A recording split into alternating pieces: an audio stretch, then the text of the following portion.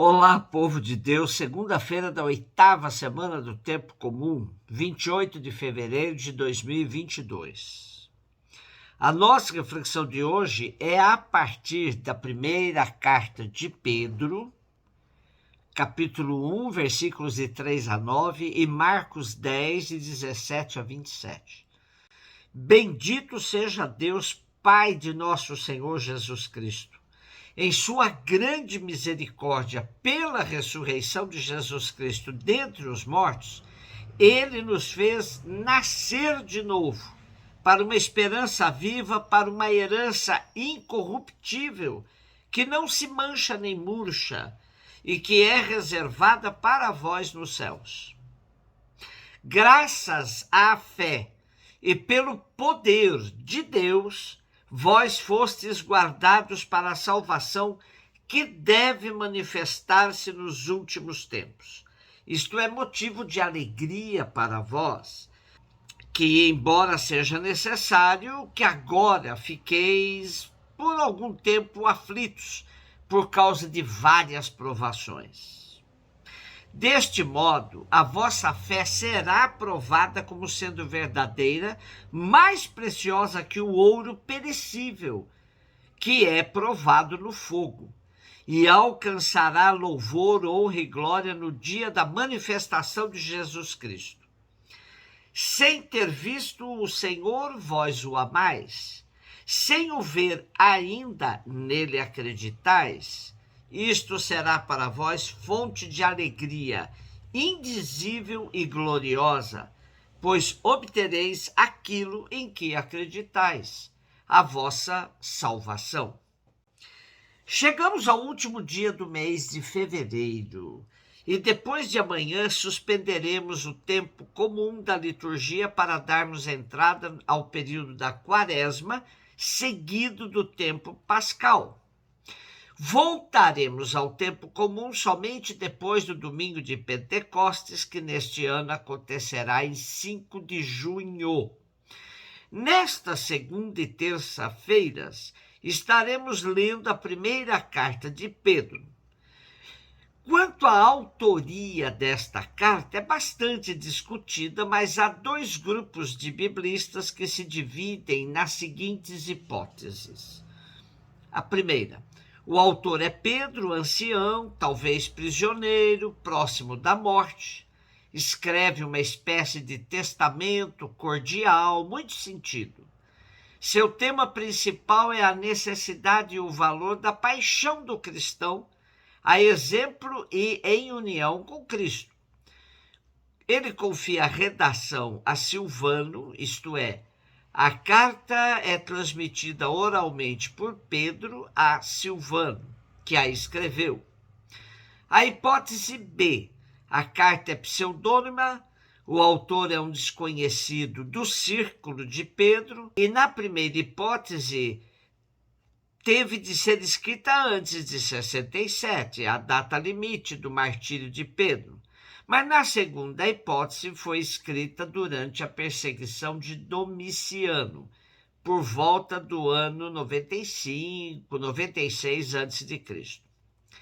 Hoje temos os primeiros versículos, porém sem os dois primeiros, onde aparece uma apresentação de Pedro como apóstolo de Jesus Cristo e os destinatários da carta, que são identificados como os eleitos em dispersão. Ou seja, os cristãos que já haviam se espalhado pelo mundo, sobretudo na Ásia.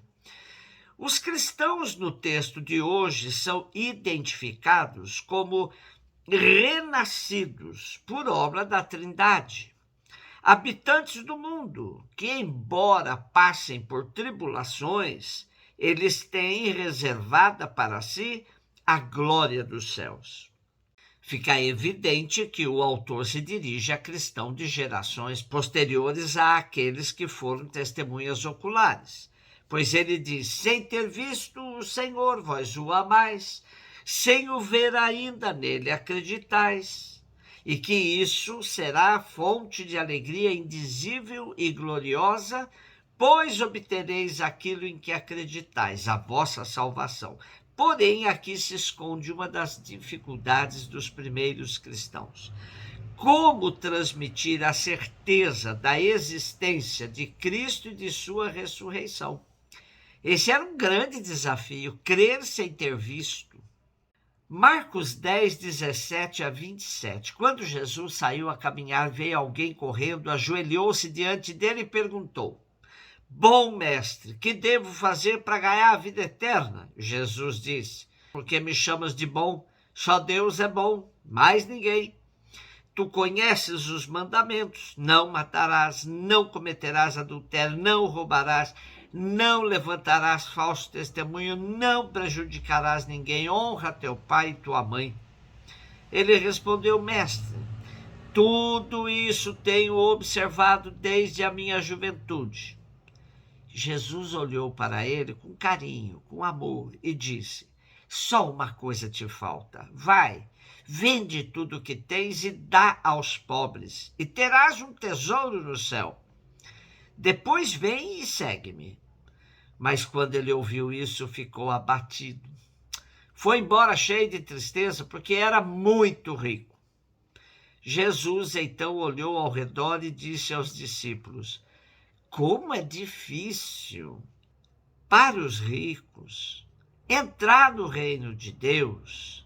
Os discípulos se admiravam com estas palavras, mas ele disse de novo: Meus filhos, como é difícil entrar no reino de Deus. É mais fácil um camelo passar pelo buraco de uma agulha do que um rico entrar no reino de Deus. Eles ficaram muito espantados ao ouvirem isso e perguntavam uns aos outros: Então, quem pode ser salvo? Jesus olhou para eles e disse: Para os homens isso é impossível, mas não para Deus. Para Deus tudo é possível. O texto de hoje nos revela com clareza a pedagogia de Jesus, sua paciente capacidade de introduzir alguém no caminho do reino. Ele não despreza a velha lei, mas é claro que a supera com sua predileção inconteste pelos pobres. Cumprir a lei faz bem, mas não basta. É preciso ir além, e esse além é o amor aos pobres. Como Jesus nunca separava o amor a Deus do amor aos irmãos, não bastava observar todos os mandamentos se eles estão deslocados do mais importante, amar a Deus e aos irmãos. Esse amor deve levar quem quer seguir Jesus a relativizar os bens adquiridos na terra. Essa questão dos ricos e da salvação sempre foi tratada como questão difícil, pois nas nossas comunidades tem de tudo, pobres e ricos. Aí se começa com a relativização do texto bíblico, do tipo: é rico, mas é pobre de espírito. Ora, de fato conhecemos pessoas que souberam colocar seus bens a serviço dos outros e até relativizar suas posses. Porém, Jesus diz que não é tarefa fácil. A riqueza está colada ao poder, e este facilmente toma conta dos nossos corações, das nossas aspirações. Claro que numa sociedade como a nossa, o acúmulo do dinheiro tão concentrado nas mãos de poucos, provocando desemprego e fome como condição de vida de milhões de pessoas, temos dificuldade de despertar a sensibilidade para o socorro dos irmãos e irmãs, sobretudo dos mais ricos. Tomemos a África como exemplo. Se os países ricos, muitos deles inclusive, ficaram ricos também explorando o continente africano, se eles não se dispuserem a distribuir vacina para esses nossos irmãos, o vírus vai continuar seu processo de transmutação e a pandemia não tem fim. Porém, até nesse tempo, a riqueza tem servido de obstáculo para a construção de um mundo mais irmão. Vejamos o que o texto nos diz, que a pessoa que se aproximou de Jesus era temente a Deus, cumpridora de suas obrigações legais, seguidora dos mandamentos, mas mesmo assim não deu conta de dar o passo definitivo para a sua salvação. Vejamos também que Jesus olhou para tal pessoa com amor, mas não baixou guarda no rigor da exigência. Jesus foi direto àquilo que impedia tal pessoa de se credenciar para o reino. Somos, portanto, convidados a repensar seriamente como anda a nossa vida em relação aos bens materiais, a serviço de quem e de que eles estão. Um beijo no seu coração.